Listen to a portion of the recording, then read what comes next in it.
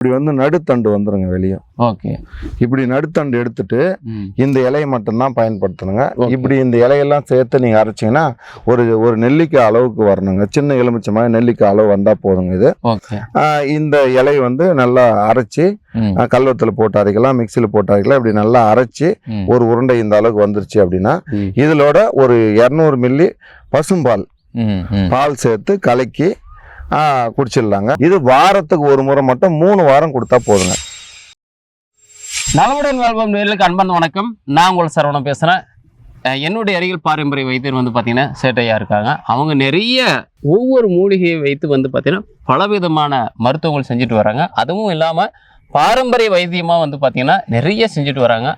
அவங்க கிட்ட கேட்டும்போது என்ன சொன்னாருன்னா, ஒற்றை மூலிகையிலே அநேக விதமான நோய்களை போக்க முடியும் அப்படின்னு சொல்லியிருக்காங்க. என்னுடைய கையில் வந்து பார்த்தீங்கன்னா ஒரு மூலிகை கொடுத்துருக்காங்க. அதுவும் அந்த மூலிகை பார்த்தீங்கன்னா வெறும் முள்ளாக தான் இருக்குது, இலைகள் அதோடு சேர்ந்துருக்கு. இது என்ன மூலிகை, இதுக்கு எதுக்கு பயன்படுத்தணும், வாங்க அவர்கிட்ட கேட்டு தெரிஞ்சுக்கலாம். ஐயா வணக்கம். வணக்கம். என்னுடைய கையில் பார்த்தீங்கன்னா ஒரு முள் சார்ந்த ஒரு மூலிகை கொடுத்துருக்கீங்க. இந்த மூலிகை வந்து பார்த்தீங்கன்னா எதுக்கு பயன்படுத்தணும், யாரெல்லாம் பயன்படுத்தலாம் அப்படின்னு சொல்லி நேருக்காக சொல்லுங்கள். சரியான கேளுங்க. இந்த மூலிகை வந்து ஒற்றை மூலிகை சொல்லியிருக்காரு ஐயாவே. இந்த மூலிகை பேர் வந்து சிங்கு. ஓகே. அதாவது ஏறு சிங்கு, இறங்க சிங்கு, இது மாதிரி எல்லாம் சொல்லுவாங்க இல்லையா மூலிகை. ஆமா. அந்த ஏறு சிங்கு இறங்க சிங்கு மூலிகை இல்ல, வெறும் சிங்கு அப்படின்னு சொல்லக்கூடிய மூலிகை தான் இது. ஓகே. இந்த மூலிகை வந்து எப்பேற்பட்ட விதமான பக்கவாதமா இருந்தாலும் அற்புதமாக ஒரே ஒற்றை மூலிகையில இந்த பக்கவாதம் வரவங்களுக்கா இருந்தாலும் சரி, வரத்துக்கு உண்டான அறிகுறிகள் இருக்கிறவங்களா இருந்தாலும் சரி, இல்ல வந்துட்டவங்களா இருந்தாலும் சரி, ஆரம்ப காலத்துல குறைஞ்சது 1 மாசத்துல இருந்து 1 வருடத்துக்குள்ள இது மாதிரி வந்தவங்களுக்கு இந்த ஒற்றை மூலிகை ஒன்று வைத்து அற்புதமாக அவர்களை பழைய நிலைமைக்கு கொண்டு வர அளவுக்கு இந்த மூலிகை வேலை செய்யுங்க ஐயா. சரிங்க ஐயா. இப்போ பக்கவாதம் வந்துருச்சுனாலும் எடுத்துக்கலான்றீங்க, வரத்துக்கு முன்னாடி எடுத்துக்கலாம் அப்படின்றீங்க.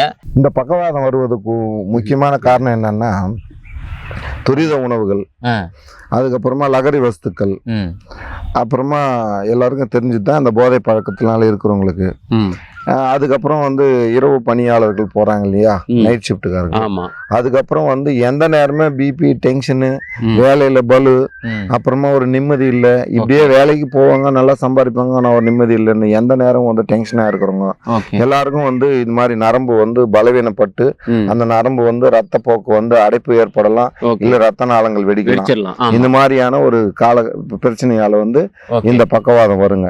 ரத்த நாளங்கள் அடைச்சிருந்தாலும் சரி, ரத்த நாளங்கள் வெடிச்சிருந்தாலும் சரி, இந்த மூலிகை கொடுக்கலாம். கண்டிப்பாங்க, இந்த ஒரே ஒற்றை மூலிகை வந்து கொடுக்கலாம். இப்போ இது வந்து பாத்தீங்கன்னா எத்தனை வருஷம் காலமா நீங்க இது கொடுத்துட்டு இருக்கீங்க? நான் வந்து ஏறக்குறை ஒரு 15 ஆண்டுகளா இந்த மருந்து கொடுத்துன்னு இருக்கிறேங்க. நான் 15 வருஷமா கொடுத்துன்னு இருக்கிறேன். அதே மாதிரி இது என்னன்னாக்கா, பக்கவாதம் வந்து வந்தவங்க வந்து கம்மியான பேர் தான் வருவாங்க. இப்போ நான் ஒரு 15 வருஷத்துல கொடுக்குறேன்னா ஒரு 1000 பேருக்கு தரேன் அப்படின்னாக்கா, இதுல பக்கவாதம் வந்தவங்க வந்து ஒரு 250 பேர் தான் இருப்பாங்க. ஆனா எனக்கு இது மாதிரி சிம்டம்ஸ் எல்லாம் இருக்குது, இந்த கை கால் வந்து மறுத்து போற மாதிரி இருக்குது, ஒரு பக்கமா வந்து கை கால் மறுக்குது, ஒரு பக்கமா வந்து தலைவலி இல்ல, தலையில ஒரு மாதிரி ஏதோ பண்ற மாதிரி இருக்குது, அதுக்கப்புறம் மறுத்து போற மாதிரி இருக்குது, எனக்கு வந்து கவனம் எல்லாம் கொஞ்சம் மாறி பேசுற மாதிரி எல்லாம் வருது, இப்படி மாதிரி இந்த கான்செப்ட் எல்லாம் எனக்கு மாறுது, இதோட அறிகுறி வந்து பக்கவாதம் வருமோ அப்படின்னு சொல்லிட்டு எல்லாம் சொல்றாங்க. அதனால வந்து எனக்கு இந்த மருந்து கொடுங்கன்னு கேக்குறாங்க. அவங்களுக்கு ஒரே வாரத்திலேயே வந்து அந்த மதப்பு மறுத்து போறது எல்லாமே வந்து அற்புதமா சரியாயிடும். அவங்க வந்து இருந்தாலும் நான் என்ன சொல்லுன்னா 3 வாரம் சாப்பிடுங்கன்னு சொல்லிட்டு நான் 3 வாரம் கொடுப்பேங்க இந்த மருந்தை. ஓகே. இப்போ பக்கவாதம் வருவதற்கான அறிகுறிகளை வந்து ஐயா சொல்லும்போது என்ன சொன்னாருன்னா, நிறைய பேருக்கு வந்து கை கால் மறுத்து போறது, அது இல்லாம உடல்ல வந்து அங்கங்க வலி ஏற்படுறது அப்படின்னு சொன்னாரு. இன்றைய காலகட்டத்தில் வந்து பார்த்தீங்கன்னா நிறைய பேர் என்ன சொல்றாங்கன்னா, நிறைய பேர் இதோட அறிகுறியை மறந்துடுறாங்க. சும்மா கால் கை மறுத்துருச்சியா, அது ஒன்றும் இல்லை, தட்டினா போயிடும் அப்படின்னு சொல்றாங்க. நீங்க தான் ரொம்ப ரொம்ப எச்சரிக்கையா இருக்கணும். இந்த பக்கவாதத்தால பாதிக்கப்பட்டவங்களை கேட்டீங்களான்னு தான் தெரியும், அவங்களுடைய நிலை வந்து பார்த்தீங்கன்னா ஒரு அவல நிலை. அவங்க தன்னுடைய வேலையை செய்து கொள்ள முடியாத அளவுக்கு கண்டிப்பா உங்களுக்கு வந்து பார்த்தீங்கன்னா இருக்கும். ஏன்னா பக்கவாதத்தால் பாதிக்கப்பட்டவங்க ரொம்ப ரொம்ப ரொம்ப மன உடைச்சலுக்குள்ள ஆளாவாங்க. ஒருவேளை உங்களுக்கும் பக்கவாதம் வருகிறது என்ற அறிகுறி இருந்தால் கண்டிப்பாகவே ஐயாவை நீங்கள் வந்து நாடுங்க. அவங்க வந்து பார்த்தீங்கன்னா பாரம்பரியமாக இந்த விஷயத்த வந்து மருந்தை கொடுத்துட்ருக்காங்க. ஐயா, இது வந்து பார்த்தீங்கன்னா பக்கவாதம் அறிகுறி வந்தவங்களுக்கும் இது கொடுக்கலாம் அப்படின்றீங்க, பக்கவாதம் வந்தவங்களுக்கும் கொடுக்கலான்றீங்க. இது வந்து பக்கவாதம் வந்து ஒரு 5 வருஷம் ஆயிடுச்சு 4 வருஷம் ஆயிடுச்சுன்னா இதை பயன்படுத்தலாமா?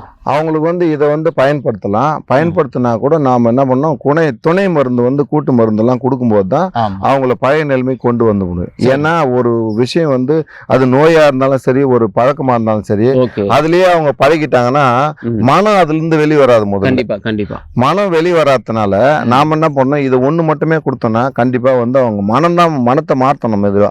அதனால வந்து 4-5 வருஷமா இருந்தா கூட வேற கூட துணை மருந்துகள்லாம் கொடுத்து இந்த மருந்தெல்லாம் கொடுக்கும்போது அந்த ரத்த நாளங்கள்லாம் விரிவடைஞ்சு அந்த துணை மருந்தோட அந்த உடம்பு பலவீனத்தெல்லாம் சரிப்படுத்தி கண்டிப்பா வந்து நல்ல நிலைமைக்கு கொண்டு வரலாம். அது எத்தனை 4-5 வருஷமா இருந்தாலும் சரி, 10 வருஷமா இருந்தாலும் சரி, துணை மருந்துகளோட அவங்கள மறுபடியும் பழைய நிலைமைக்கு கொண்டு வரலாம். சரியா, இப்ப பக்கவாதம் வந்துருச்சு, ஒரு 3 நாள் ஆச்சு 4 நாள் ஆச்சு, எத்தனை நாளுக்குள்ள இந்த மருந்து வேலை செய்யும்? இது 1 நாள் 2 நாள் தான் வந்து பக்கவாதம் வருது அப்படின்னா நீங்க கொடுத்தீங்கன்னாக்கா ஒரு 2 நாள்ல கூட அவங்களுக்கு வந்து அந்த சிம்டம்ஸ் எல்லாம் குறைஞ்சிரும். அந்த மாதிரி வேலை செஞ்சிடும் அந்த மருந்தெல்லாம். ஜென்னி சம்பந்தமா பக்கவாதம் வந்துருச்சு எனக்கு, திடீர்னு என்ன அங்கே வெளியே போனா இளநீர் சாப்பிட்டேன், அப்படியே எனக்கு ஒரு மாதிரி ஈரக்கார மாதிரி வந்துச்சு அப்படின்னு சொல்லிட்டு வரவங்க எல்லாம் 2 நாள்லயே வந்து இது சரியான முறையில் வேலை செஞ்சிருங்க ஐயா. சரியா, இப்போ ஒரு 6 மாசம் இருக்கிறவங்களுக்கு இது எடுத்துக்கலாமா? தாராளமா எடுத்துக்கலாங்க. 6 மாசம் இருக்கட்டும், 6 மாசம்னா இருக்கட்டும், 1 வருஷத்துக்குள்ள இருக்கிறவங்க இந்த மூலிகை மட்டுமே போதுமானதா இருக்கும். அதுக்கு மேல போனீங்க அப்படின்னா துணை மருந்துகளோட இந்த மருந்து எடுத்துக்கலாம்.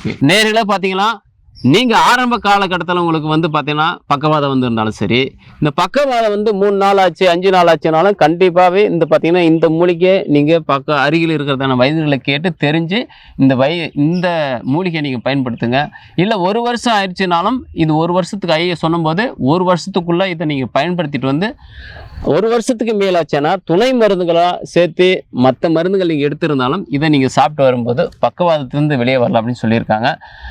ரொம்ப ரொம்ப அற்புதமான ஒரு மாமருந்தை பார்த்தீங்கன்னா நம்ம அருகில் இருக்கிறதான பாரம்பரிய வைத்தியர் திரு சேட்டு ஐயா அவர்கள் வந்து பார்த்தீங்கன்னா நமக்காக இந்த மூலிகை நமக்கு சொல்லியிருக்காங்க.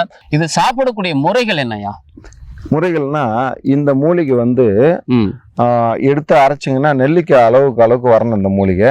இந்த மூலிகை இந்த இலை பாருங்க, இந்த இலையை வந்து இப்படி பிடிக்கணுங்க. இப்படி பிடிச்சி இந்த காம்பை பிடிச்சி இப்படி எடுத்தீங்கன்னாக்கா இப்படி வந்து நடுத்தண்டு வந்துருங்க வெளியே.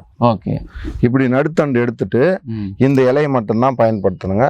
இப்படி இந்த இலையெல்லாம் சேர்த்து நீங்க அரைச்சிங்கன்னா ஒரு நெல்லிக்காய் அளவுக்கு வரணுங்க. சின்ன எலுமிச்சை மாதிரி நெல்லிக்காய் அளவு வந்தா போதுங்க. இது இந்த இலையை வந்து நல்லா அரைச்சி கல்வத்தில் போட்டு அரைக்கலாம், மிக்சியில் போட்டு அரைக்கலாம். இப்படி நல்லா அரைச்சி ஒரு உருண்டை இந்த அளவுக்கு வந்துருச்சு அப்படின்னா இதோட ஒரு 200 மில்லி பசும்பால் சேர்த்து கலக்கி குடிச்சிடலாங்க.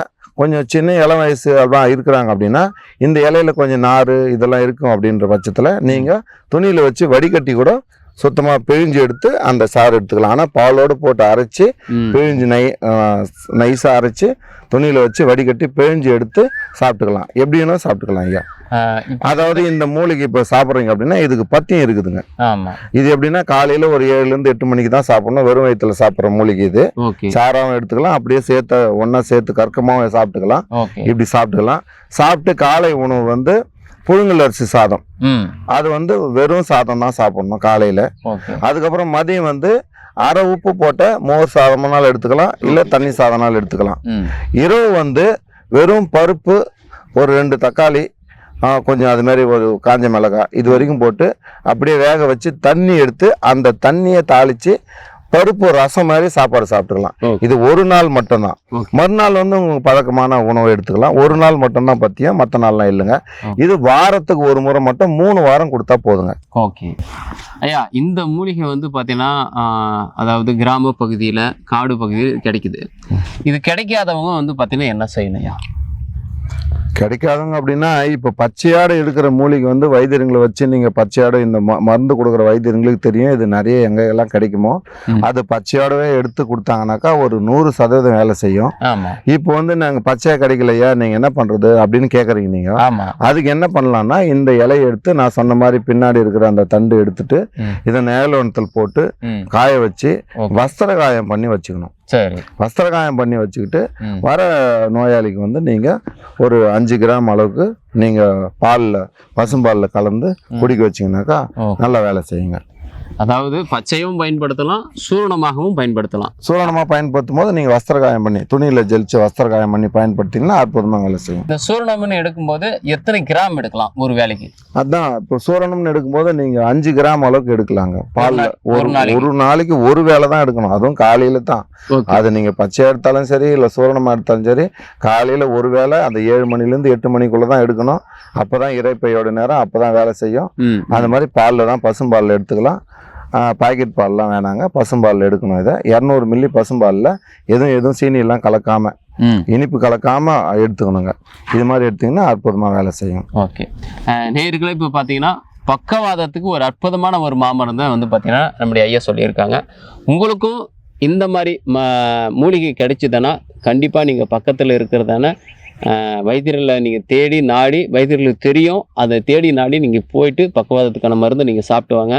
ஏன்னா இன்றைக்கி இந்த உலகத்தில் கிட்டத்தட்ட 60% வந்து பார்த்திங்கன்னா பக்கவாதத்தால் பாதிக்கப்பட்டிருக்காங்க இருக்காங்க. அதுக்காக தான் இந்த பதிவை நம்ம பதிவிடுறோம். மிக முக்கியமாக சொல்ல போனால், நீங்கள் ஆரம்ப காலமாக இருந்தாலும் சரி, உங்களுக்கு வந்து 1 வருஷமாக இருந்தாலும் சரி, ஐயா சொன்னது போல் நீங்கள் பயன்படுத்தி பாருங்கள், பலன் பெறுங்க. மீண்டும் அடுத்த ஒரு நல்ல பதிவோடு உங்களை சந்திக்கும் வரை உங்களுக்கு விடைபெறுவது உங்கள் சரவணன். நன்றி, வணக்கம் ஐயா. வணக்கம். வணக்கம்.